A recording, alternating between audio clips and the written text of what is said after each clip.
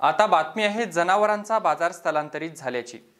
जुन्नर कृषी उत्पन्न बाजार समितीच्या मुख्य बाजार आवार जुन्नर येथील जनावरे बाजार हा स्थलांतरित करण्यात आला आहे। पहिला हा बाजार जुन्नर नारायणगाव रस्त्यालगत भरत असल्याने वाहतुकीस तसेच व्यापारास अडचण भासत होती, परंतु आता हा बाजार सुसज्ज जागेत स्थलांतरित करण्यात आला आहे। या उद्घाटन प्रसंगी उपसभापती दिलीप शेठ डुंबरे तसेच संचालक मंडळ, व्यापारी व जनावरे घेऊन येणारे शेतकरी उपस्थित होते। पाहुयात।